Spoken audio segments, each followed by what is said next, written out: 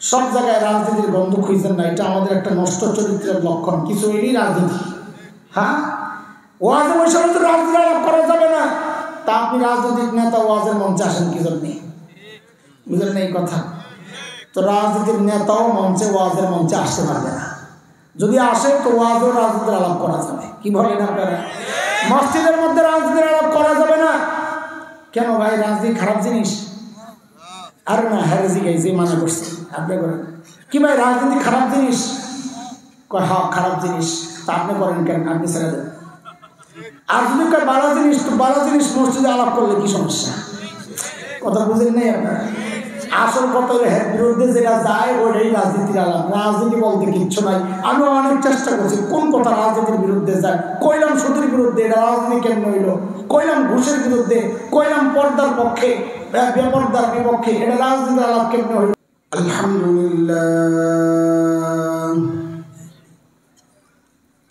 আলহামদুলিল্লাহি ওয়া কাফা ওয়া সালামুন আলা ইবাদিহিল্লাযীনা ইসতাফা। أما بعد فأعوذ بالله من الشيطان الرجيم.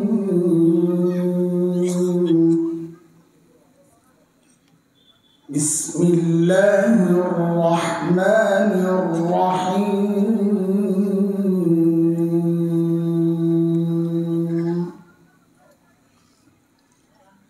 لقد من الله على المؤمنين إذ بعث فيهم رسولا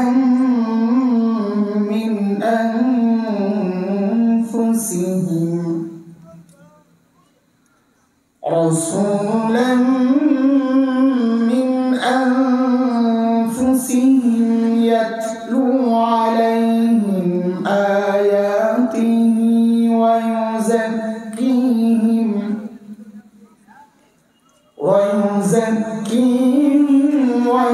ويعلمهم الكتاب والحكمة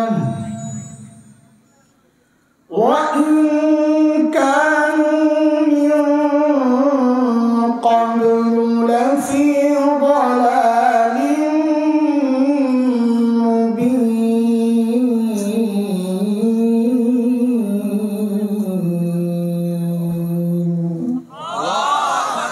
آمنت بالله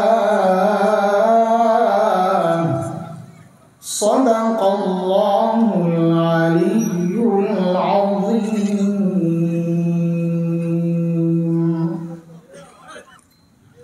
উথুরিয়া ইসাপুর বাইতুল জান্নাত জামি মসজিদ কমিটির উদ্যোগে আয়োজিত আজকের এই বার্ষিক ওয়াজ মাহফিলের এই মুহূর্তের মুহতারাম সভাপতি, অতিথিবৃন্দ, হযরত উলামায়ে কেরাম, মুরব্বিয়ানে আযম, দূর দূরান্ত থেকে আগত ইসলাম প্রিয় সুধী সমাজ, দোস্ত, আল্লাহ সুবহানাহু ওয়া তাআলা, একটু মনোযোগ লাগবে। সময় যাই হোক, কথা যতটুকু বলি একদম মুখস্থ করে দিল দেমাগের মধ্যে যেন কথাটা বসে যায়, এবং এখান থেকে বের হওয়ার পরেও যেন সবার মাথায় ঘুরে যে কি আলোচনা হয়েছে আজকে, সবাই জানি আজকে কি আলোচনা হয়েছে। ঠিক আছে না ইনশাআল্লাহ? হ্যাঁ, মনোযোগ থাকবে তো ইনশাআল্লাহ? তাহলে বাদাম খাওয়া বন্ধ ইনশাআল্লাহ। যে কারো হাতে বাদাম থাকলে পকেটে লয়ে এলাম, নাহলে কিন্তু বদদোয়া দেবো না। আল্লাহ এই মজলিসে বইয়া বইয়া যারা বাদাম খাইবে পেট নষ্ট করে। আমিন কইছিস না? সাবাস। এবার সাহস থাকলে খাও বইয়া বইয়া বাদাম। দোস্ত, আল্লাহ সুবহানাহু ওয়া তাআলা জমিনে যত নবী পাঠিয়েছেন আলাইহিমুস সালাতু ওয়াস সালাম, এই সমস্ত নবীকে আল্লাহ কেন পাঠিয়েছেন, কখন পাঠিয়েছেন? আল্লাহ তাআলা যখন দেখেছেন তার বান্দা ধ্বংসের খাদে চলে যাচ্ছে, ওই বিপন্ন বিপর্যস্ত মানবতাকে রক্ষার জন্য, ওই অসুস্থ মানুষগুলোকে সুস্থ করার জন্য, ওই জাহান্নামের রাস্তায় ছুটতে থাকা মানুষগুলোকে টেনে জান্নাতের রাস্তায় উঠায় দেওয়ার জন্য আল্লাহ সুবহানাহু ওয়া তাআলা যুগে যুগে হযরত আম্বিয়া আলাইহিমুস সালামকে দুনিয়ায় পাঠিয়েছেন। যেমন হযরত মূসা আলাইহিস সালামকে আল্লাহ দুনিয়ায় কখন পাঠাইছেন?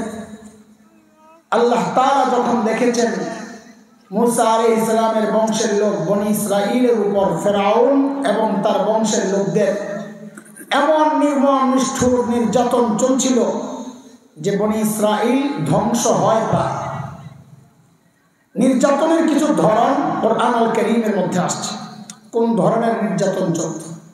যেমন সূরা ইব্রাহিমের 6 নম্বর আয়াতে হযরত মূসা আলাইহিস সালামের একটা বক্তব্য থেকে আমরা নির্যাতনের কিছু ধরন বুঝতে পারি।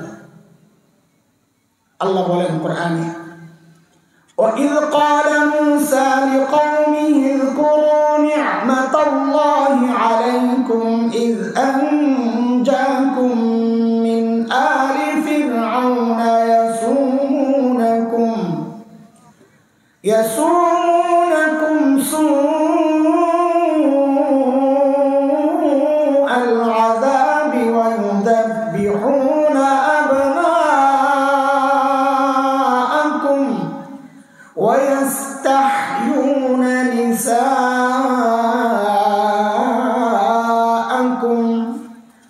وَفِي ذَلِكُمْ بَلَاءٌ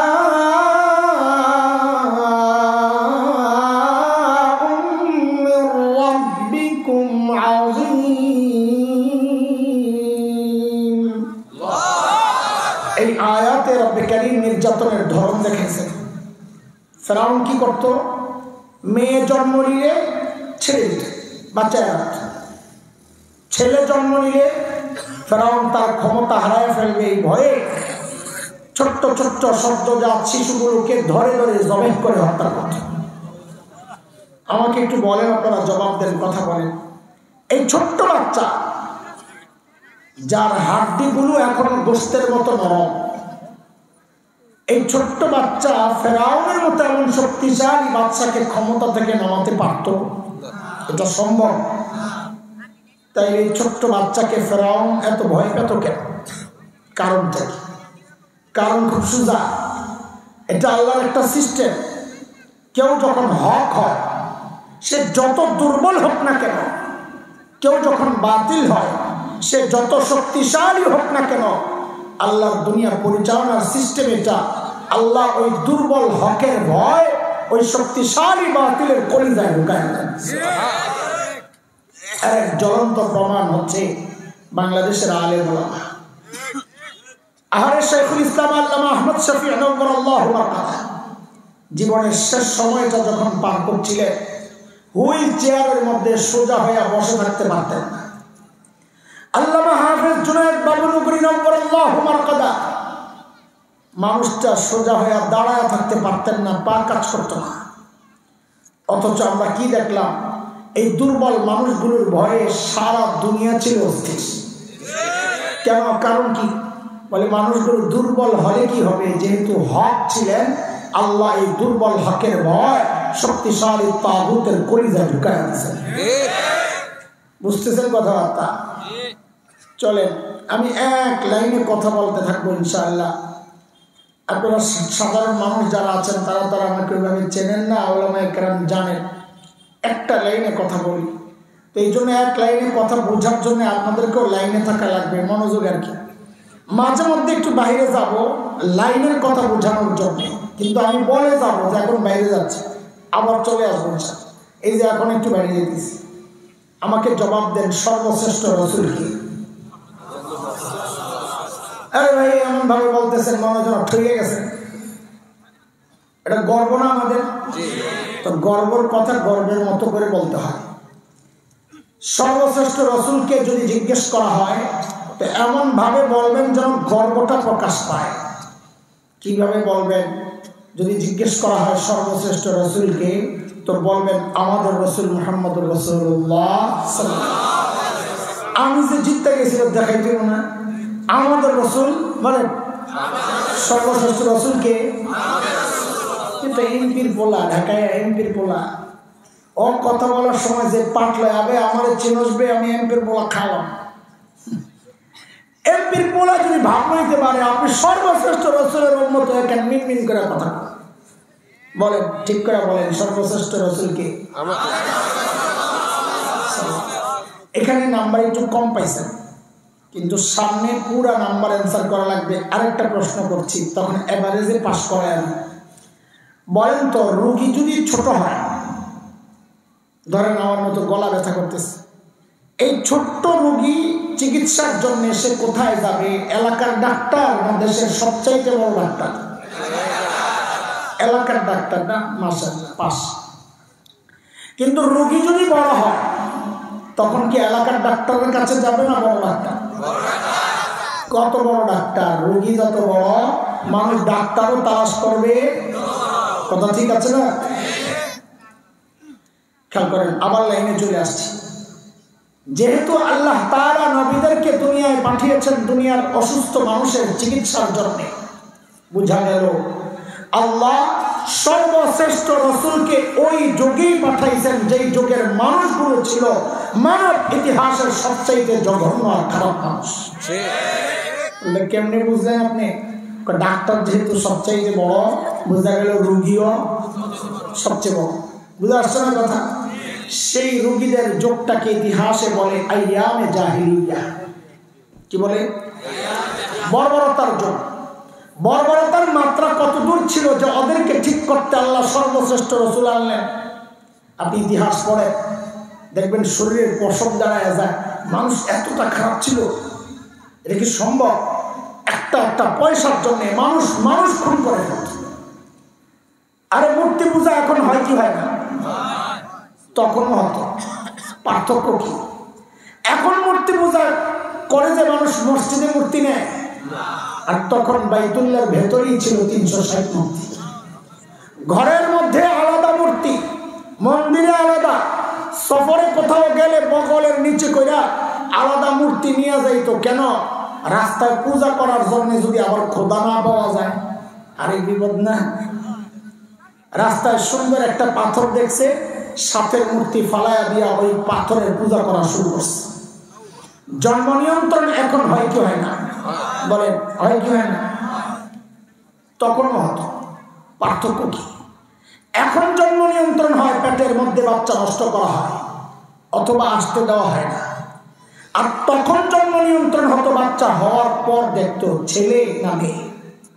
যদি দেখছে ছেলে রেখে দিত, আর যদি দেখছে মেয়ে, এটা ছিল বাবার জন্য সামাজিক কলঙ্ক। আমি মেয়ের বাবা, ওই কলঙ্ক থেকে বাঁচার জন্য বাবা নিজ হাতে নিজের কলিজার টুকরা মেয়েটাকে জীবন্ত দাফন করে দিত। এই ছিল সামাজিক অবস্থা।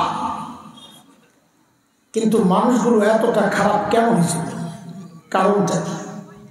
আমাদের দারুল দেওবন্দের 50 বছরের উপরের মুহতামিম প্রিন্সিপাল হাকিমুল ইসলাম কারি তৈয়ব রহমতুল্লাহি আলাইহি বলেন, মানুষগুলো এতটা খারাপ হওয়ার পেছনের মৌলিক কারণ ছিল দুইটা। বলে পড়া মুখস্থ করা লাগবে আজকে, এই গোড়ার কথাগুলো বুঝেন, তারপরে আমার মূল কথা বুঝবেন ইনশাআল্লাহ। মৌলিক সমস্যা, এই মানুষগুলো এতটা খারাপ হওয়ার পেছনের মৌলিক কারণ কি ছিল? কয়টা ছিল? বলেন কয়টা? 1 নাম্বার জাহালত, অজ্ঞতা, লেখাপড়া ছিল না তাই এমন করত। 2 নাম্বার চারিত্রিক অধঃপতন, লেখাপড়া যদি থাকেও তাও যদি চরিত্র নষ্ট থাকে তাও মানুষ অপরাধ করে। যেমন একজন ইঞ্জিনিয়ার, সে শিক্ষিত না মূর্খ? বলেন শিক্ষিত, অথচ জাতি কি দেখলো? সরকার কাজ দিছে, ইঞ্জিনিয়ার সাহেবরে টাকা পয়সা তো সবাই লয়ে গেছে সরকার থেকে, কিন্তু ইঞ্জিনিয়ার সাহেব ওই যে ব্রিজ বানাইতে যাইয়া রডের বদলে লম্বা বাঁশ একটা ঢুকাই দিছে। শুনেন না আপনারা? সে কি জানে না এই জায়গায় রড ঢুকাইতে হয়? ইঞ্জিনিয়ার জানে না? জানার পরে যে বাঁশ ঢুকাইলো, করে চরিত্র নষ্ট। একটা না থাকলেই মানুষ অপরাধ করে। আর ওই সময়ের আরবদের না ছিল লেখাপড়া, না ছিল চরিত্র, এই জন্য ওরা এতটা খারাপ হয়ে গেছিল। বলেন আমার সাথে আবার যুক্ত হন, ওদের মূল সমস্যা কয়টা ছিল? একটা জাহালত, লেখাপড়া নাই, আরেকটা চরিত্র নষ্ট। এই মৌলিক 2 সমস্যা ঠিক করার জন্য আল্লাহ সুবহানাহু ওয়া তাআলা প্রিয় হাবিব সাল্লাল্লাহু আলাইহি ওয়াসাল্লামকে মৌলিক 2টা দায়িত্ব দিয়ে দুনিয়ায় পাঠাইছেন। বলেন সমস্যা কয়টা, সমাধান কয়টা? খেয়াল করেন, আস্তে আস্তে আমি মূল পয়েন্টে ঢুকতেছি। সমস্যা কয়টা, সমাধান।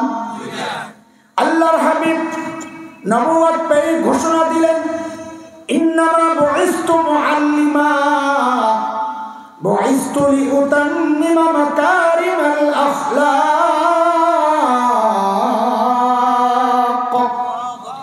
নবী ঘোষণা দিলেন, আল্লাহ আমাকে শিক্ষক বানায়া দুনিয়ায় পাঠাইছেন। কি বানায়? বলেন কি বানায়? আমাদের নবী কি ছিলেন? বলেন। আমাদের নবীকে বলা হয় উম্মি নবী। অর্থ না বোঝার কারণে অনেক পণ্ডিত অর্থ করে জাহেল, মূর্খ। নাউযুবিল্লাহি মিন যালিক। আমাদের নবী জাহেল মূর্খ হবেন থাক দূরের কথা, আমার নবী ছিলেন সব শিক্ষিত মানুষের শিক্ষক। আবারও বলেন, আমাদের নবী কি ছিলেন? শিক্ষক। আমি আবার জিজ্ঞেস করবো, এটা আমার পয়েন্ট, আলোচনার পয়েন্ট। আবার জিজ্ঞেস করবেন ইনশাআল্লাহ, ঠিক মতো জবাব দেওয়া লাগবে। বলেন আবার, আমাদের নবী কি ছিলেন? 2 নম্বর নবী বলেন, আল্লাহ আমাকে সর্বোচ্চ উন্নত চরিত্র মাধুর্য দিয়ে দুনিয়ায় পাঠিয়েছেন। কেন? আমি যেন ওই চরিত্রহীন মানুষগুলোর পেছনে মেহনত করে করে ওদেরকে দুনিয়ার সেরা চরিত্রবান মানুষ বানাতে পারি। বলেন সমস্যা কয়টা, সমাধান। এবার বলেন, আমাদের নবী কি ছিলেন? শুনেন, কিছু কথা আপনাদের কষ্ট লাগতে পারে, খারাপ লাগতে পারে, কিন্তু বিশ্বাস রাখেন আপনাদেরকে কষ্ট দেওয়ার জন্য কথাগুলো বলছি না, বলবো না। কথাগুলো বলছি শুধু আপনাদের হৃদয়ে আফসোসের আগুন জ্বালাইতে। কি করলাম? মা কনকনে শীতের মধ্যে ডইলা ডইলা গোসল করাইছে না ছোটবেলায়? এমন তো কেউ নাই যে মাই গোসল করায় না, করাইছে। মা যে গোসল করাইছেন ডইলা ডইলা, কষ্ট লাগছিল না আরাম লাগছিল? কষ্ট। মা এই কষ্ট দিয়েছেন কি আপনার ক্ষতির জন্য না উপকারের জন্য? আপনার সুন্দর করে ধুইয়া মুছা পরিপাটি করে রাখছে। পরে অনেক চিন্তা করে বুঝছি, আরে রাজনীতি মানি হইল যেটা নেতার বিরুদ্ধে যায়, ওটার নাম দিয়েছে কি? তা আপনারা রাগ হবেন না, আমি রাজনীতি বুঝি না, করিও না। আমি কিছু দিল থেকে কিছু কথা বলি যেন আপনাদের দিলে যায় লাগে, এইভাবে বলতেছি। কষ্ট লাগলে মাফ করে দিয়ে। বলেন, আমাদের নবী কি ছিলেন? দেখেন, আপনারা যারা মাদ্রাসায় পড়েন নাই, আপনাদের অনেক গর্বের নানান উপলক্ষ আছে। কেউ ডাক্তার, তার গর্ব। কেউ ইঞ্জিনিয়ার, তার গর্ব। কেউ সমাজপতি, তার গর্ব। কেউ সমাজসেবক, তার গর্ব। কেউ জনপ্রতিনিধি, মেম্বার, চেয়ারম্যান, তার গর্ব। কেউ বড় ব্যবসায়ী, তার গর্ব। কারো ছেলে ইউরোপ আমেরিকায় থাকে, তার গর্ব। আপনাদের তো গর্বের অনেক উপলক্ষ আছে। আমরা মোল্লা মুন্সি মানুষ, যাদেরকে আপনারা গাইয়া মনে করেন, খ্যাত মনে করেন, সেকেলে মনে করেন, ব্যাকডেটেড মনে করেন, সমাজের বোঝা মনে করেন, আমাদেরও একটা গর্বের জায়গা আছে। আমরা যারা মাদ্রাসায় পড়ছি, পড়াচ্ছি, এই জায়গায় আমি কওমি আলিয়া আলাদা করতে চাই না। আমরা সবাই, আমাদের একটা গর্বের জায়গা হচ্ছে আমাদের শিক্ষার গোড়ায় মুহাম্মদুর রাসূলুল্লাহ সাল্লাল্লাহু আলাইহি ওয়াসাল্লাম। এটা আমাদের গর্ব। বলে, এই গর্বের পরিচয় খালি মোল্লা মুন্সিরা দেওয়ার জন্য আল্লাহর কাছ থেকে ঠিকাদারি লয়ে আইছে নাকি? না, এই গর্বের পরিচয় দেওয়ার অধিকার, সুযোগ আপনাদেরও ছিল, কিন্তু পারছেন না। কেন পারছেন না? এই জন্যে কুচক্রীরা আপনাদের সামনে এমন এক সিলেবাস রেখেছে, যে সিলেবাস পরে এই গর্বের পরিচয়টা দেওয়া যায় না। এক গর্বের পরিচয় থেকে বঞ্চিত করেছে, সাম্প্রতিক সময়ে আরেকটা গর্বের পরিচয় থেকে বঞ্চিত করার চক্রান্ত হয়েছিল। কি সেটা? আমার, আপনাকে, আপনার সন্তানকে বানরের সন্তান বানানোর চক্রান্ত হয়েছিল। মনে আছে না আপনাদের? উলামায়ে কেরামের প্রতিবাদের মুখে মাননীয় প্রধানমন্ত্রী হস্তক্ষেপের কারণে কুচক্রীরা পিছু হাঁটতে বাধ্য হয়েছিল। বিষয় ওই জানা, ওটা সাবজেক্ট শেষ। আমাদের জিজ্ঞাসা আপনাদের কাছে এখন, চিৎকার চেঁচামেচি মৌলবীরা কেন করলো? প্রতিবাদ আওয়াজ মৌলবীরা কেন উঠাইল? এই চিৎকার চেঁচামেচি করার কথা আপনাদের কেন? এই সিলেবাস পড়ে আপনার সন্তান, আমার সন্তান তো ইনশাআল্লাহ ক্বালা ক্বালা রাসূলুল্লাহ পড়বে, কোরআন কারীম পড়বে। আমার সন্তান তো এই ঘোড়ার টিমের সিলেবাস পড়ে না। চিৎকার চেঁচামেচি করার দরকার আপনার, আপনি করেন নাই, বরং কোনো পোড়া কপাল এই বিষয়ে যে মৌলবী প্রতিবাদ করেছে তাকে দেশদ্রোহী সাব্যস্তের চেষ্টা করেছে, সরকার বিরোধী বানানোর চেষ্টা করেছে। দোস্ত, সব জায়গায় রাজনীতি খুঁজছেন না, এটা রাজনীতি না, এটা আমার ঈমানের ব্যাপার, এটা আমার বিশ্বাসের ব্যাপার, এটা আমার আকীদার চেতনার ব্যাপার। যদি ভবিষ্যতে এমন আরো নতুন কোনো চক্রান্ত হয় তাইলে বিচ্ছিন্ন থাকলে চলবে না। আলেমের হাতে হাত রাখা, কাঁধে কাঁধ মিলাইয়া, মুষ্টিবদ্ধ হাত উঠাইয়া সমস্যার প্রতিবাদের আওয়াজ উঠাইতে হবে। বাংলাদেশে নাস্তিকতার চর্চা করতে দেওয়া হবে না, চর্চা করতে দেওয়া হবে না।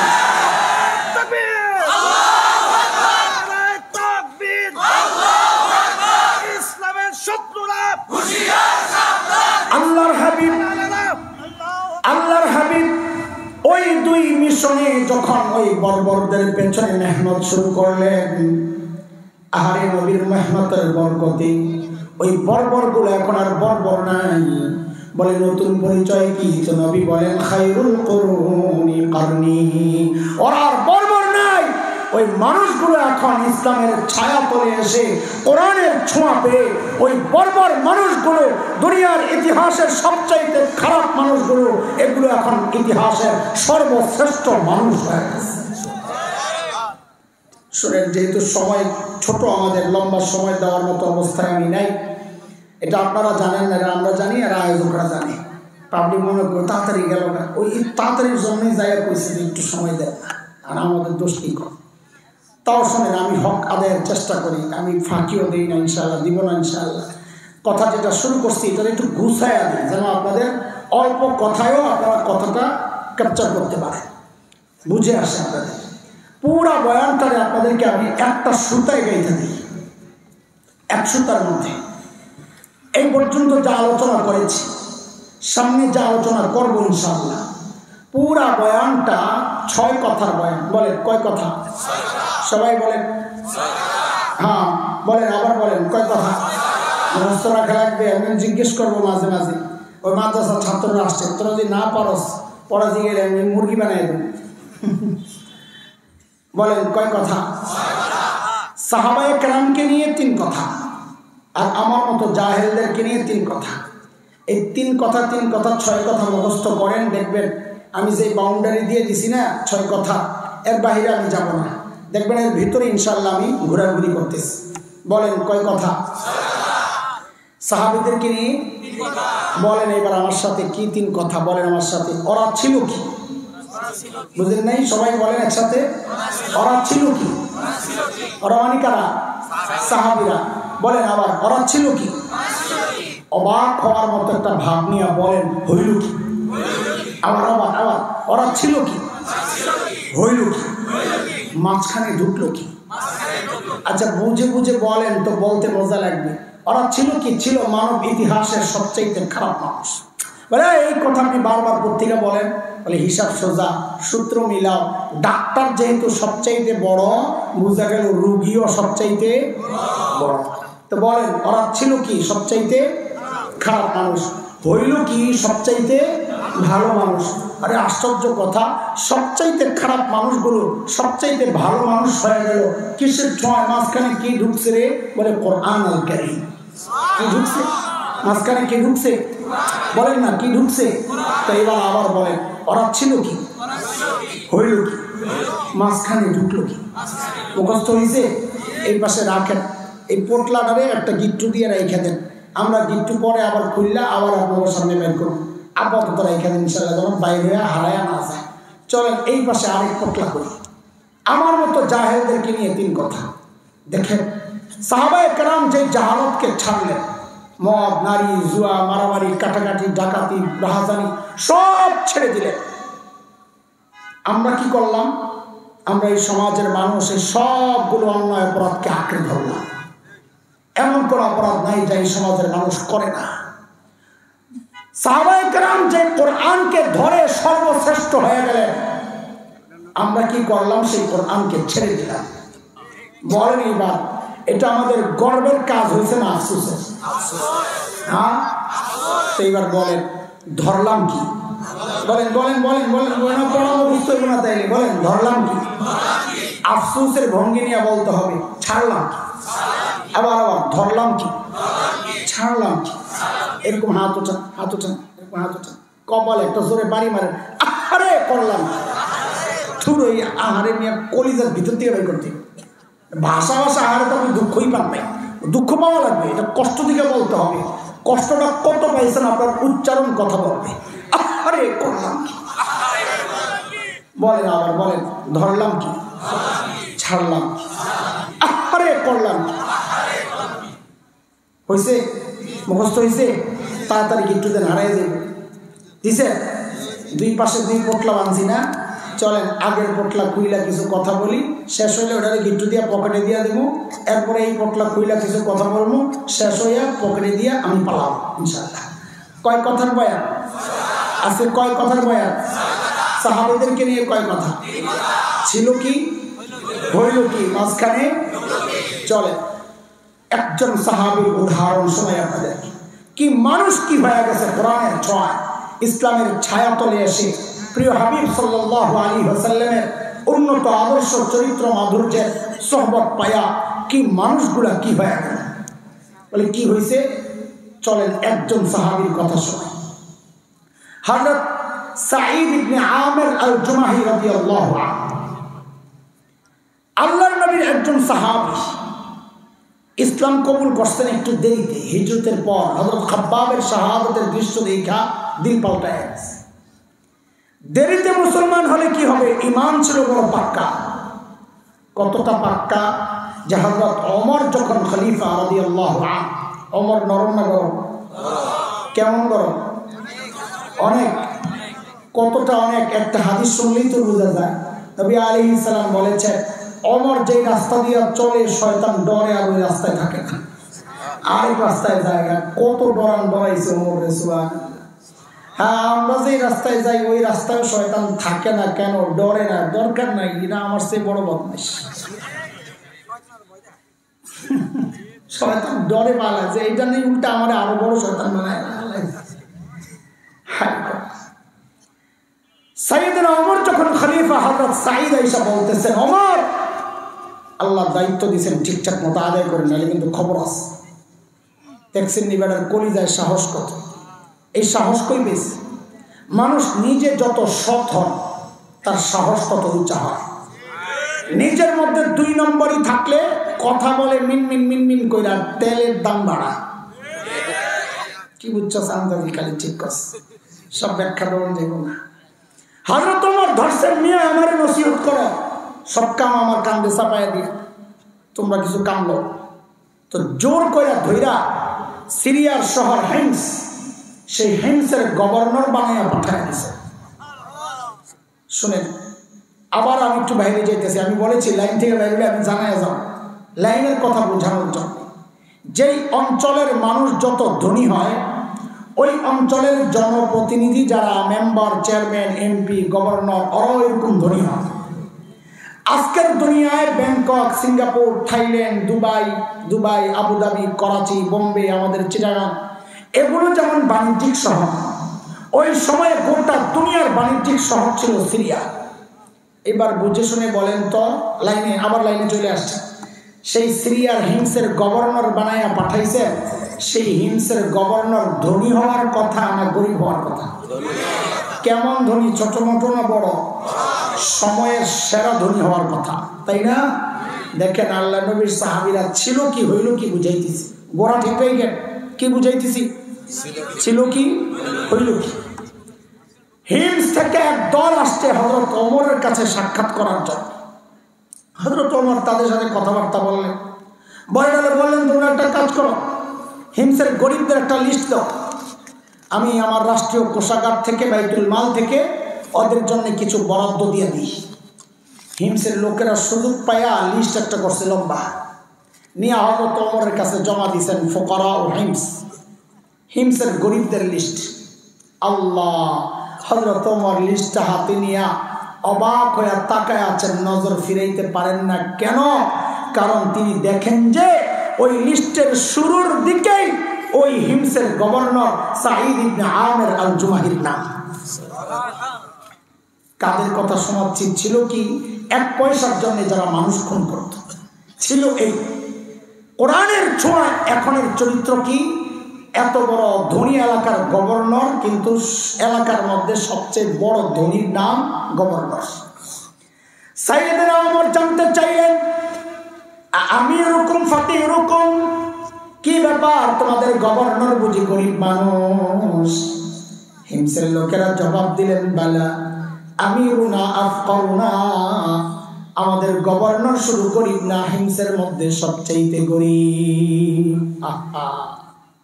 হযরত ওমর এতটা খুশি হয়েছেন এই কথা শুই না, সাথে সাথে 1000 স্বর্ণ মুদ্রা প্যাকেট করে দূত মারফত পাঠিয়ে দিয়েছেন, যাও আমার পক্ষ থেকে আমার সাঈদকে হাদিয়া দিয়ে আসো। কত কত জানেননি? 1000 কত? 1000 স্বর্ণ মুদ্রা বুঝে? 1 স্বর্ণ মুদ্রা হচ্ছে 3.5 থেকে 4.25 ভরি সোনা। তাহলে 1000 স্বর্ণ মুদ্রা মানে 3500 থেকে 4500 ভরি স্বর্ণের মূল্য অর্থ পাঠাইছে। কম না বেশি? পাইলে কি করতেন? যা করার করতেন। আল্লাহর নবীর সাহাবী সাঈদের কাছে যখন এই প্যাকেট নিয়ে হাজির, দূত আপনার জন্য হাদিয়া আমিরুল মুমিনের পক্ষ থেকে, হযরত সাঈদ প্যাকেটটা খুইলা যখন দেখলেন এই বিশাল অঙ্কের হাদিয়া তার জন্যে, তিনি কি করলেন? সাথে সাথে প্যাকেটটাকে এইভাবে ছুঁড়ে মেরে চিৎকার দিয়ে বলে উঠলেন, ইন্না লিল্লাহি ওয়া ইন্না ইলাইহি রাজিউন। কি পড়ছে? কথা কি পড়ছে? হাদিয়া পাইলে ইন্না লিল্লাহ পড়েন, আলহামদুলিল্লাহ। আপনারা কি করতেন জানি না, আমার ইমানের যে হালত, আমি পাইলে বুকের মধ্যে জড়াইয়া ভিতরে যাইয়া যে কড়া লাভ দিতাম, খুশিয়ে বউরে কইতাম তুমিও আলহামদুলিল্লাহ পড়ো, আমিও পড়তে থাকি। আল্লাহ নবীর সাহাবী কি পড়ছে? কথা বলেন না, কি পড়ছে? বউ তো ভেতর থেকে ডরাইয়া গেছে, আরে মদিনা থেকে দূত আসছে, না জানি কোন দুঃসংবাদ নিয়ে এসে আল্লাহ জানে। সাথে সাথে জানতে চাইলেন, আকুতিলা ওমর ইবনুল খাত্তাব, কি ব্যাপার? সাইয়েদনা ওমর বুঝি শহীদ হয়ে গেছেন, এইভাবে ইন্না লিল্লাহ কেন পড়লেন? হযরত সাঈদ জবাব দেন, না না, ঘটনা তা না, তার চেয়েও মারাত্মক। বউ তো আবার জিজ্ঞেস করলেন, আকুতিলাল মুসলিমুনা ফি মারিকা, তাইলে কি কোনো যুদ্ধে মুসলমান ব্যাপকভাবে শহীদ হয়ে গেল কিনা? এইভাবে ইন্না লিল্লাহ কেন পড়লেন? হযরত সাঈদ বলেন, না না, ঘটনা তাও না, বরং তার চেয়েও মারাত্মক। বউ তো এবার আরো ডরে গেছে, এর চেয়ে মারাত্মক ঘটনা মানে বুঝছি আমার জামাইয়ের কল্লাটা নিতে বানাইছে। আরে বলেন না কেন এইভাবে ইন্না লিল্লাহ বললেন? আল্লাহ নবীর সাহাবীর জবাবটা কিয়ামত পর্যন্ত সারা উম্মতে মুসলিমা উপদেশ গ্রহণের খোরাক হয়ে গেছে একটা জবাব। কেন ইন্না লিল্লাহ বলছে? আরে মানুষগুলো ছিল কি, হইল কি দেখেন। বলতেছেন, উদখিলাত আলাইয়া দুনিয়া লিতুফসিদা আখিরাতি, আরে আমার ঘরে দুনিয়া ঢুকায় দেওয়া হয়েছে আমার আখিরাতকে বরবাদ করার জন্য। সাথে সাথে বিবিকে বললেন, আমি চাই মদিনার দূত আমার ঘরে থাকতে থাকতে এই 1000 স্বর্ণ মুদ্রা তুমি হিমসের গরিবদের মধ্যে বিলায়া দিয়া দিবা। কি বুঝলেন? শাসকের মধ্যে যখন দিন থাকে, শাসক যখন দিনদার হয়, নিজের নামে আসা টাকাটা, বরাদ্দের টাকাটাও জনগণকে দিয়ে দেয়। আর শাসকের মধ্যে দিন না থাকলে জনগণের বরাদ্দের টাকা মাইরা বিদেশে যায়, বাড়ি বানায়। কথা মিলে না? মিলে না? আয় বউরে যখন কইছে সব দিয়া লো, বউ তো আর আঙ্গ বউ না, সাহাবীর বউ। কার বউ? আর বলবেন কথা কও, কার বউ? যার সাথে আল্লাহ যারে মিলাইছে। হ্যাঁ, আল্লাহ যার সাথে যাকে মিলাইছে, বউ তো ওইরকমই। বলার সাথে সাথে নিয়ে সব দিয়ে মদিনার দূত এই অবস্থা দেখা বলতেছে, হায় আমি কই আসলাম, এরা মানুষ না ফেরেশতা। দ্রুত ফেরত গেছেন মদিনায়। সাইয়েদনা ওমরকে যায় পুরা ঘটনা যখন শুনাইছে, হযরত ওমর এতটা খুশি হয়েছেন, আল্লাহু আকবার, সাথে সাথে বললেন, ওই কাফেলা রেডি কর, আমার সাইদকে দেখতে যাব। এটা এই জমানার কথা না, চাইলে দৌড় মারা যায়। ওই সময়ে দূরের সফরের জন্য অনেক বেশি প্রস্তুতি দরকার, কিন্তু হযরত ওমরের হৃদয়টা এতটা আন্দোলিত হয়েছে, সাইদকে দেখার জন্য অস্থির হয়ে গেছে। চলো কাফেলা রেডি কর। সাইয়েদনা ওমরের কাফেলা যখন হিমসে ঢুকে, গোটা হিমস যেন ভেঙে পড়ে, চারদিক থেকে হাজারো মানুষ ছুটে ছুটে আসতেছে। মদিনা থেকে আমাদের আমিরুল মুমিনিন আসছেন, আল্লাহ নবীর শ্রেষ্ঠ সাহাবী ওমর ইবনুল খাত্তাব আসতেছেন এক নজর দেখার জন্য। হযরত ওমর বসা, পাশে সাঈদ ইবনে আমির আল-জুমাহি।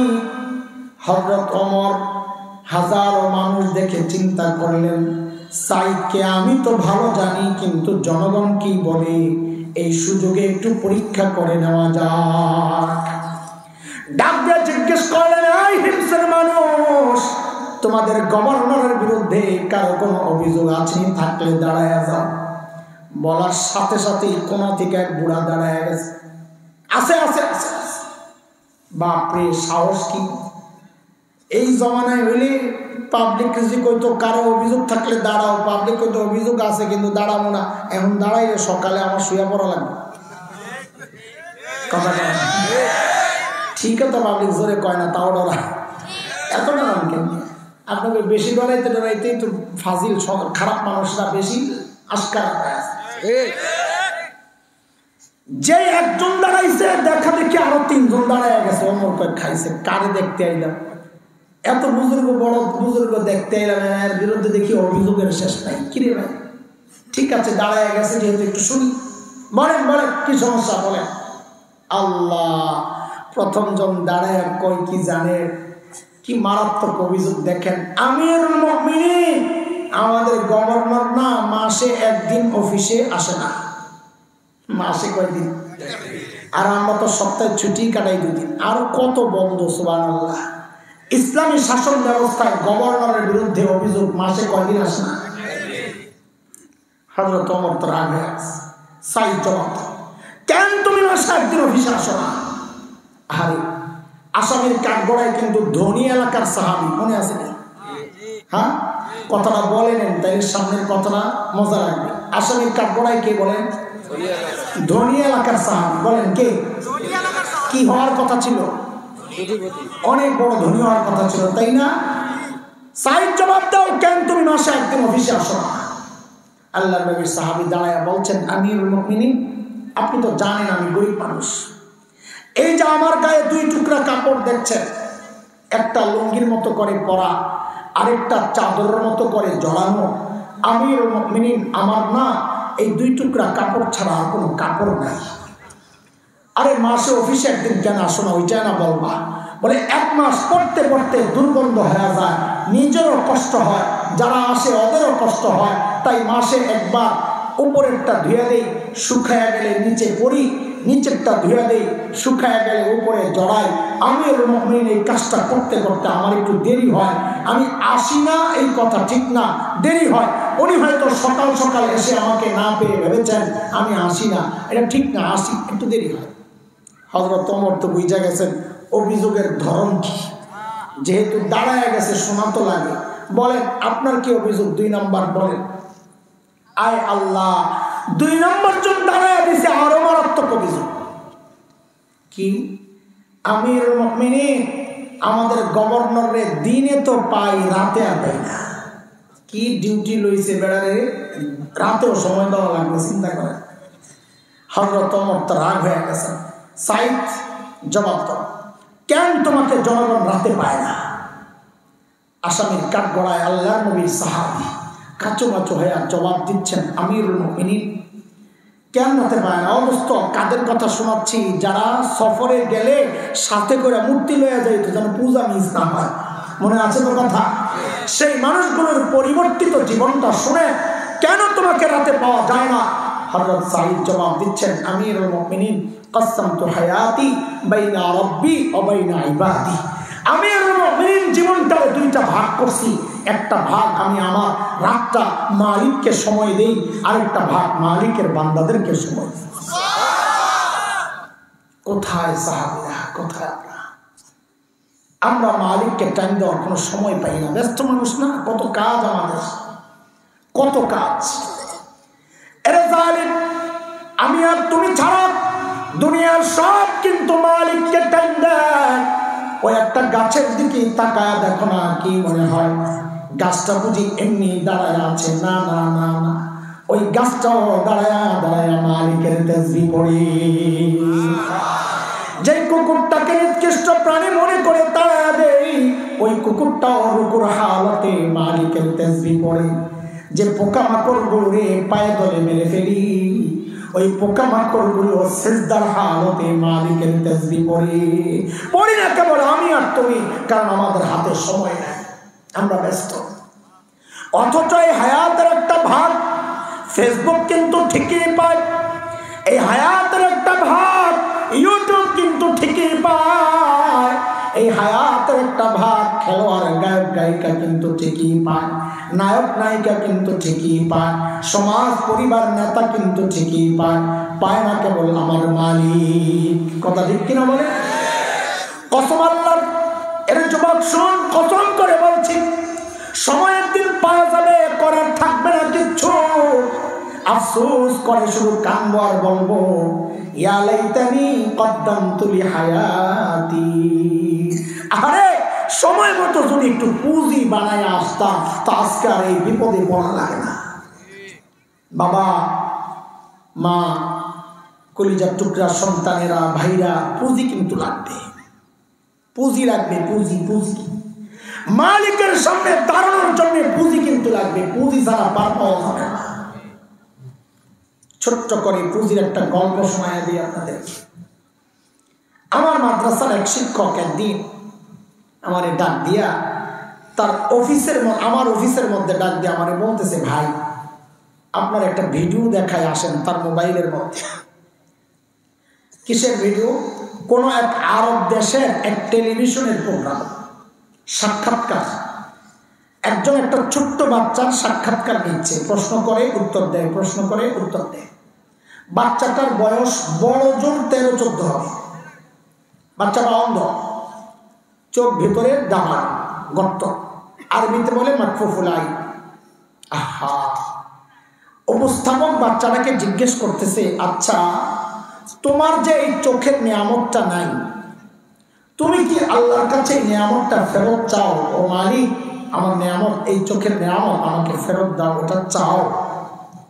বাচ্চাটা না ভাবলে জবাব দিয়ে দিল যে না, এই নিয়ামত আমি ফেরত চাই না। আমি তো অবাক হয়ে গেছি, কি রে বলে কি, বলে কি এই নিয়ামত ফেরত চাই না? বোকা নাকি? তো বুঝলাম, আরে বয়স কম, ম্যাচুরিটি আসে নাই, বুঝ আসে নাই যে এই নিয়ামত কত দামি নিয়ামত, বুঝে উঠতে পারে নাই, তাই হয়তো ফেরত চায় না। তা আমি তো ভিডিও দেখে অবাক হয়েছি, কিন্তু যিনি সামনাসামনি বসা তিনি তো আমার চেয়ে আরো অনেক বেশি অবাক হওয়ার কথা, তাই না? সামনাসামনি বসা, তো তিনি অনেক বেশি অবাক হয়ে জানতে চাইলেন, লিমাযা, আরে কেন তুমি এই নিয়ামত ফেরত চাও না? কেমন কথা, কেন চাও না? আরে বাচ্চাটার জবাবটা শুনে বুঝছি, বোকা তো ও না, বোকা তো দেখি আমি। ওর জবাব শুনি না, আল্লাহকে সাক্ষী রেখে বলছি, ওর জবাবটা শুনি না আমি সাথে সাথে কান্না করে দিচ্ছি। বললো কিসে? দেখেন কি পুঁজি বানাইছে, ছোট্ট মানুষ, 13-14 বছর বয়স, কি বুঝাইছে। কিন্তু ওর যে বুঝ, ওই বুঝ আমাদের নাই। কত উঁচা বুঝ, দেখেন কি পুঁজি বানাইছে। দেখেন ওকে যখন জিজ্ঞেস করলে নিয়ামত ফেরত চাও, বলে না চাই না। বলে কেন চাও না? বলে পুঁজি বানাইছি, পুঁজি। হাসরের মাঠে যখন হিসাব শুরু হয়ে যাবে, যখন আমার সিরিয়াল আসবে, আমি যখন আমার মালিকের সামনে দাঁড়াবো হিসাব দেওয়ার জন্যে, আমি দুনিয়ায় এই নিয়ামতটা এই জন্যে চাই নাই সেদিন যেন আমি আমার মালিকের সামনে নত জানু হয়ে এই কথাটা বলতে পারি, ও আমার মালিক, ও আমার মালিক, দুনিয়ায় তো তুমি আমাকে এই নিয়ামতটা দাও নাই, ওগো মালিক, ওই উসিলায় কি আজকে আমার আযাবটা একটু কমায়া দেওয়া যায় না মালিক? আমি কাঁদতেছিলাম ঠিক উল্টা চিন্তা করে, উল্টা চিন্তা করে কাঁদতেছিলাম। কি উল্টা চিন্তা? যাহারে আমি যখন হিসাব দিতাম আমার মালিকের সামনে দাঁড়াবো, ঠিক উল্টা প্রশ্নটা যদি আমার মালিক আমাকে করেন তো কি জবাব? কি প্রশ্ন? আমার মালিক যদি আমাকে জিজ্ঞেস করেন, এরে হাসান জামিল, তোকে তো এই চোখের নিয়ামতটা দিছিলাম, তুই তো ভোগ করছস, এখন আযাবটা একটু বাড়াইয়া দি, আমি কি জবাব দিই? তোকে তো এই জবানের নিয়ামত দিছিলাম, তুই তো ভোগ করছস, এখন আযাবটা একটু বাড়াইয়া দি, আমি কি জবাব দিই? বাবা আপনি কি জবাব দিন? ভাই তুমি কি জবাব দিন? মা কি জবাব দিন? কার কি পুঁজি আছে বলেন তো? কি নিয়ে দাঁড়াবেন মালিকের সঙ্গে বলেন? হ্যাঁ, পুঁজি তো আমাদের একটা আছে, একদম পুঁজি শূন্য তো না, পুঁজি আছে, গুনার পুঁজি, গুনা গুনা গুনা আছে, শুধু গুনা গুনা। চুল পাইকা সাদা, গুনা ছাড়তে পারি না, দাড়ি পাইকা সাদা হয়ে গেছে, গুনা ছাড়তে পারি না। ছাড়বেন কবে বাবা? ছাড়বেন কবে জিজ্ঞেস করে? চায়ের দোকানগুলোতে দেখা যায় বুড়া বাবা চুল পাইকা রয়েছে, দাড়ি পাইকা রয়েছে, বৈশা বৈশা সিনেমা দেখতেছে। হ্যাঁ, আর কত বলেন তো? আরে আর কত জিজ্ঞেস করি, আর কত বলেন? সূরা হাদীদের মধ্যে যেন মালিক আমাকে আপনাকে ডেকে ডেকে জিজ্ঞেস করছেন এই কথাটা, আলাম ইয়ানিল্লাযীনা আমানু আন তাখশা কুলুবুহুম লিযিকরিল্লাহ। ওরে ইমানদার, আল্লাহর ভয়ে তোর কলিজাটা কাঁপা ওঠার সময় কি হয় নাই? যুবক, তুই কি ভেবেছিস আল্লাহ তোকেও দাড়ি পাকা পর্যন্ত সময় দিবে? হ্যাঁ, চুল পাকা পর্যন্ত সময় দিবে না রে বাপ না। কত বাবাকে দেখলাম সন্তানের লাশ কাঁদে নিয়ে যাইতেছে। আরে আজকেও তো আসার সময় এক ভাই সৌদি আরব থাকে, ফোন দিয়া কাঁদতেছে, হুজুর আমার মেয়েটা দুনিয়ায় নাই।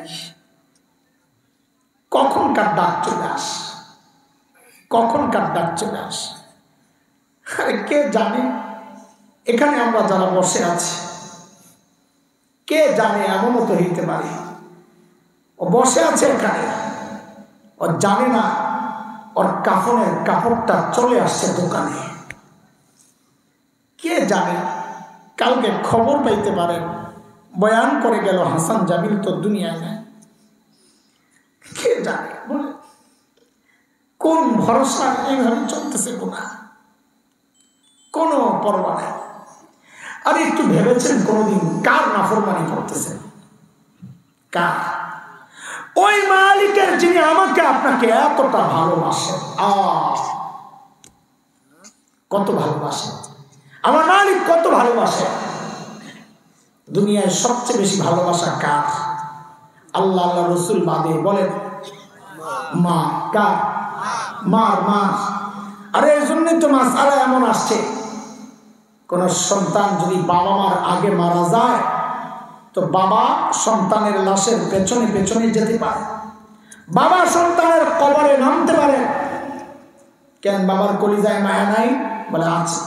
বাবাও চিৎকার করে করে কাঁদবেন, কিন্তু বাবাকে আল্লাহ ওই শক্তি দিয়েছেন সন্তানকে দাফন করে বাবা উপরে উঠতে পারবে, কিন্তু মায়ের জন্য সন্তানের লাশের পেছনে যাওয়া চলবে না, মায়ের জন্য সন্তানের কবরে নামা চলবে না। কেন? কারণ দুনিয়ায় এমন কোনো মা নাই সন্তানকে দাফন করার জন্য কবরে নেই না, সন্তানকে দাফন করে নিজে সুস্থ অবস্থায় উপরে উঠবেন এমন কোনো পাগলনি নাই সন্তানকে দাফন করে নিজেও লাশ হয়ে শুয়ে পড়বে। অদুস্থ একটু জিজ্ঞেস করি আপনাদেরকে, বুঝে শুনে জবাব দেন। এই যে মার কলিজায় এত মায়া কেন বলেন তো? মা আমার চোখ বানাইছেন সেই জন্যে, জবান বানাইছেন সেই জন্যে, বলেন হাত পা বানাইছেন সেই জন্যে, বলেন তো কি বানাইছেন একবারে বলে ফেলেন। বলেন মা কি বানাইছেন? আরে কথা বলেন, মা কি বানাইছেন? বলেন না কি বানাইছে? কিছুই বানান নাই। আরে কথা বলেন, কিছুই বানান নাই, কিছুই বানান নাই। অল্প কয়েকদিন ভাড়াটিয়ার মতো পেটে ধারণ করেছেন, হওয়ার পর লালন করেছেন, তাতেই মার কলিজায় এত মায়া। তাতেই মার কলিজায় এত মায়া। তাইলে যে আল্লাহ আমার চোখ বানাইছেন, ওই আল্লাহ কত মায়া। যে আল্লাহ আমার হাত পাও বানাইছেন, ওই আল্লাহ কত মায়া।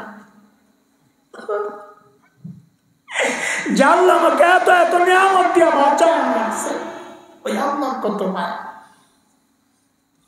আরে কত মায়া তুমি দেখো না যুবক। আমি আর তুমি যখন দরজা জানলা আটকায় গুনাহ করি, আমার মালিকের কত মায়া, ভেতরে গুনাহ চলতেছে, আর আমার মালিক ওই গুনাহ অবস্থায় দরজার নিচে দিয়ে যে ফাঁকটা, ওই ফাঁক দিয়া বাতাস আর অক্সিজেন পাঠাইয়া দিচ্ছেন যেন আমি বইরা না যাই। ওই মালিকের নাফরমানিয়া কত কাল চলবে বলে। আর এই গুনাহওয়ালা চোখ দিয়ে মালিকের সামনে দাঁড়াবো কেমনে বলেন তো? এই গুনাহওয়ালা হাত পাও নিয়ে মালিকের সামনে দাঁড়াবো কেমনে বলে?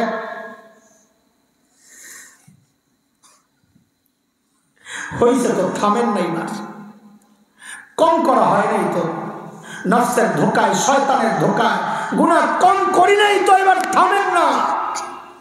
যুবক, আমার কথাগুলো যদি তোদের হৃদয়ে টাচ না করে রে বাপ, এর চেয়ে ভালো করে বোঝানোর ক্ষমতা আমার নাই। আমি বলি কি তোদেরকে, শোন, তোরা আমার সামনে আয়, আয় আমার সামনে, তোদের পাওগুলো আমার সামনে মেলে দে, আমি ওই পাওগুলো জড়ায় ধরে বৈশা বৈশা কান দিই, তাও তুই গুনাহ ছেড়ে দে বাবা, গুনাহ ছেড়ে দে, ছেড়ে দে। হয়েছে হয়েছে, এবার ছেড়ে দে।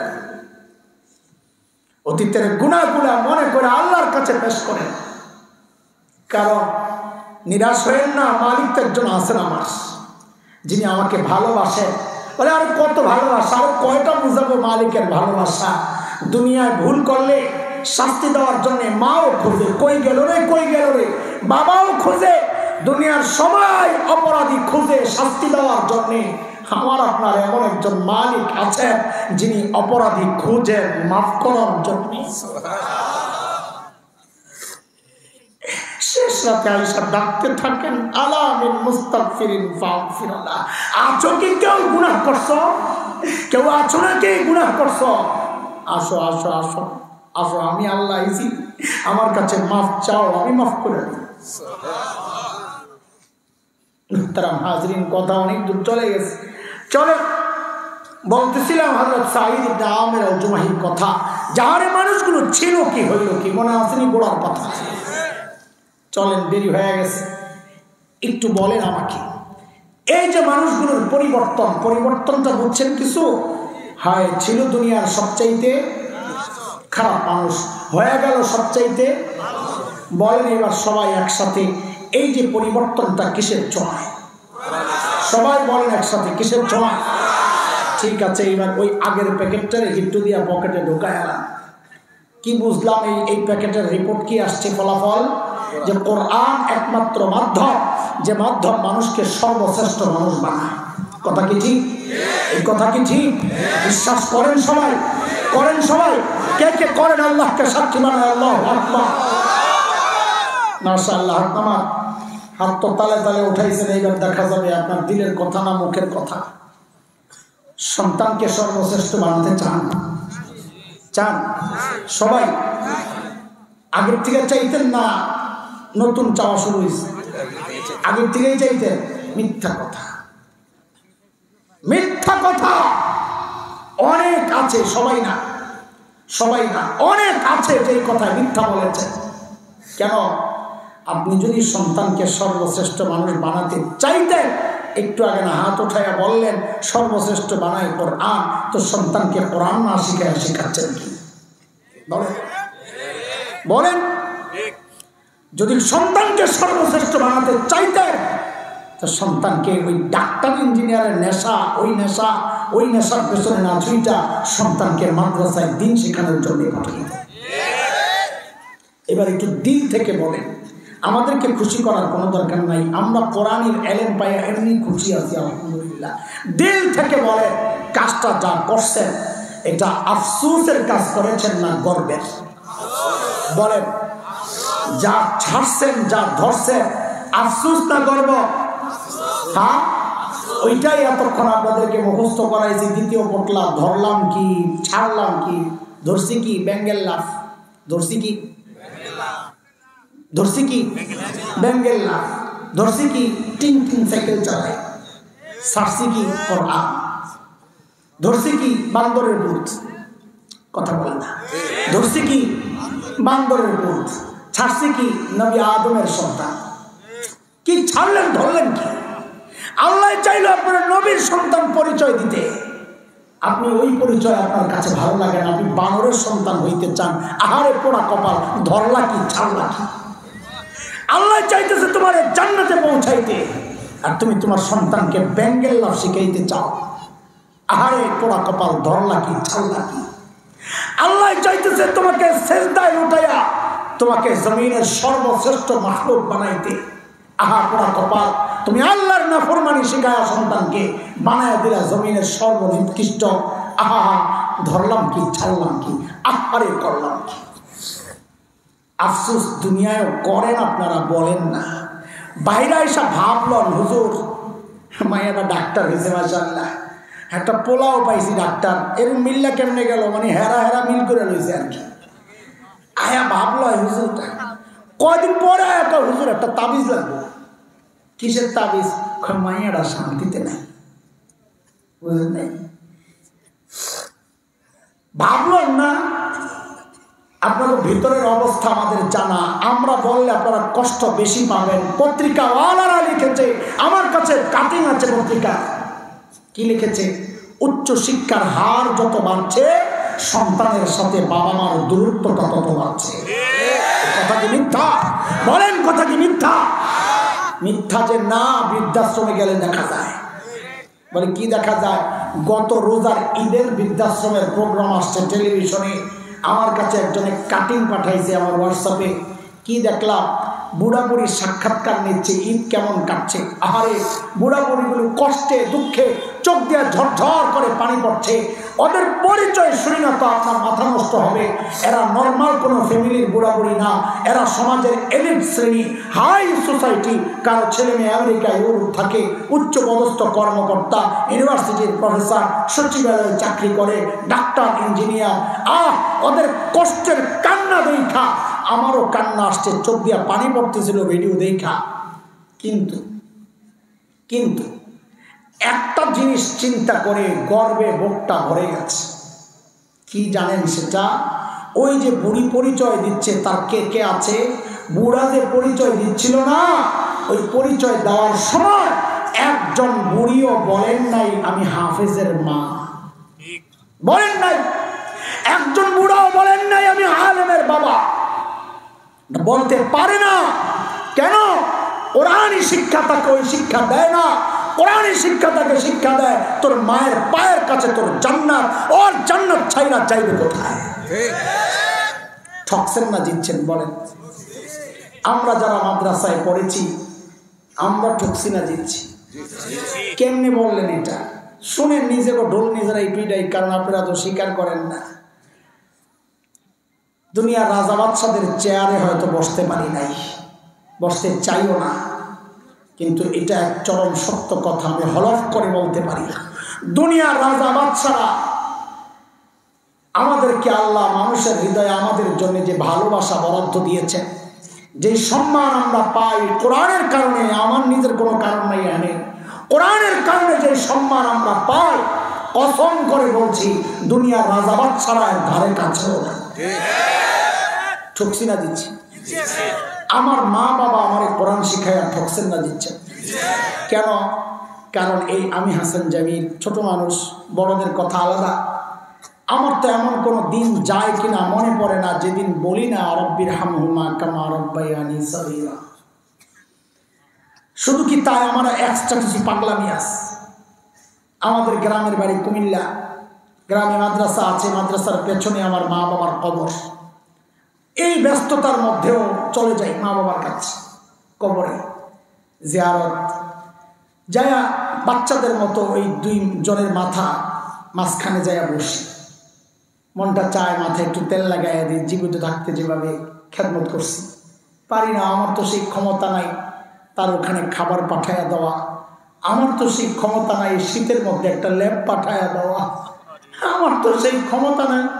আমার ক্ষমতা যেটা আছে ওখানে বসে বসে কিছুক্ষণ আল্লাহর কালামের তিলাওয়াত করি, করে ওঠার সময় আল্লাহকে বলি, ও আল্লাহ, যেই মানুষগুলো তাদের ওসিলায় যে তেলাওয়াত করলাম মালিক, এই মানুষগুলোর ওসিলায় আল্লাহ তাআলা শিখাইছেন বলে পড়লাম, ও মালিক, যারা দুনিয়া থেকে বিদায় নেওয়ার সময় আমাকে তোমার সাথে জুড়ে দিয়ে গেছেন, আল্লাহ আজকাল তারা আমার থেকে বহু দূরে, কিন্তু তোমার রহমত থেকে যেন বিচ্ছিন্ন না হয়ে যায়। রব্বির হামহুমা কামা রব্বায়ানি সগীরা। বলেন আমার মা বাবার টপসেন না দিচ্ছে, বলেন যারা সন্তানকে দিন শেখাচ্ছেন না, আসল ঠগার রিপোর্ট তো রয়ে গেছে হাসরের মাঠে। যেই সন্তানের ক্যারিয়ার চিন্তা করে নিজের জীবনটা শেষ করলে, ওই সন্তান কিন্তু আপনাকে ঠিকই জায়গা মতো আটকায়া দেবে। সূরা আহজাবে আসছে, আমার কথা না, কোরআনের কথা। সন্তান আল্লাহর আদালতে দাঁড়ায় নালিশ করবে, কি বলবে? রব্বানা ইন্না আতানা সাদাতানা ওয়া কুবারানা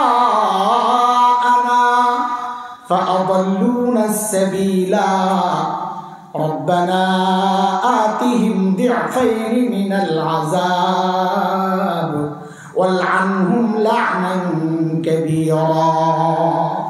ও আল্লাহ, আমার মা বাবা, আমার মুরব্বী, তাদের অনুসরণ করেছি, আমাকে পথভ্রষ্ট করেছে, আমি এখন ডাবল শাস্তি চাই। কয় শাস্তি? বলে ডাবল শাস্তি কেন? তাফসীর করছি না, আগে বুঝেন। খাওয়ানোর দায়িত্ব ছিল, খাওয়ায় নাই, এক অপরাধ। বিষ খাওয়াইছে, আরেক অপরাধ। এবার তাফসীর বুঝেন। আমাকে দিন শেখানোর দায়িত্ব ছিল, শেখায় নাই, এক অপরাধ। বদ্দিনই শিখায়া নাস্তিকতার দিকে ঠেলে দিয়েছে, আরেক অপরাধ। আল্লাহ এই 2 অপরাধের কারণে মুরব্বীদের ডাবল শাস্তি চাই। আহারে পোড়া কপাল। রহমতের দোয়া করা দরকার, করার কথা ছিল, উল্টা এখন লানত দিতেছে। ওয়ালআনহুম লা'নান কাবীরা। আমি চাই না তারা আপনার কোনো রহমত পাক, তারা যেন আপনার রহমত থেকে দূরে, বহু দূরে সরে যায়। নাউযুবিল্লাহ। বলে এই আজীবন আফসোস করতেই থাকবেন, না শুধরানোর কোনো নিয়ত আছে? বলেন তাড়াতাড়ি, বলেন আছে না নেই? না এই আহারে কি করলাম করতে করতে যাইবেন না দুনিয়া থেকে? হ্যাঁ, তাইলে আমাকে 5টা ওয়াদা দেন ইনশাআল্লাহ। আগে বলেন আজকে কয় কথার বয়ান মুখস্থ হয়েছি নি আপনাদের? হ্যাঁ, তো বলেন সাহাবীদেরকে নিয়ে কয় কথা। যে প্যাকেটটা একটু খোলেন তো, আবার খুলে একটু দেখায় দেন আমার। ঠিক আছে, অন্য কিছু ঢুকাইছেন। বলেন কয় কথা? ওরা ছিল কি, হইল কি মাঝখানে? তাড়াতাড়ি প্যাকেট করেন। ঠিক আছে, জায়গা পকেটে লো। এই প্যাকেট খোলেন, বলেন ধরলাম কি, ছাড়লাম কি? আহারে আর কিছু ঢুকে নাই তো প্যাকেটে? তাড়াতাড়ি একটু দিয়ে 2 পকেটে 2 পোটলা লয়ে যান গা, সাথে 5টা অঙ্গীকার দেওয়া যান।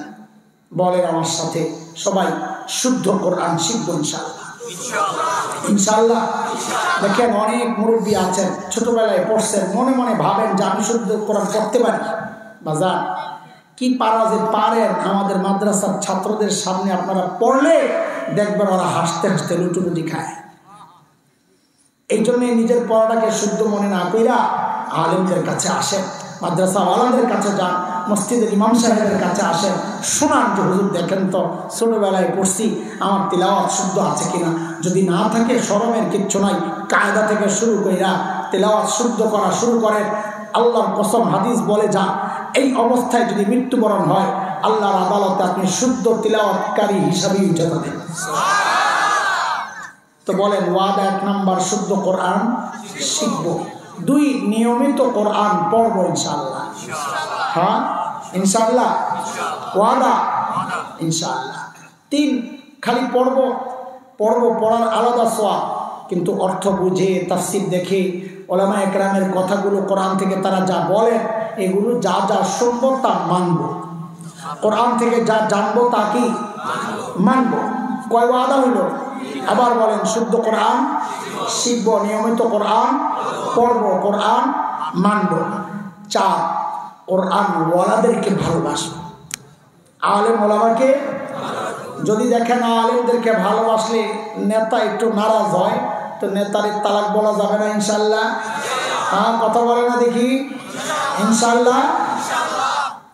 কয় ওয়াদা গেল? 4 ওয়াদা। 5 নাম্বার, যত জায়গায় কোরআনি প্রতিষ্ঠান পাবো পাশে দাঁড়ায় যাব, ঠিক আছে ইনশাআল্লাহ। অর্থ, সময়, শ্রম, পরামর্শ যেভাবে পারি মাদ্রাসার পাশে দাঁড়ায় যাব। এই 5টা ওয়াদা যদি দেন আর যদি পালন করেন ইনশাআল্লাহ, আহারে করলামকে আফসোস করতে করতে কবরে যাওয়া লাগবে না ইনশাআল্লাহ, হাসতে হাসতেই কবরে যাবো ইনশাআল্লাহ।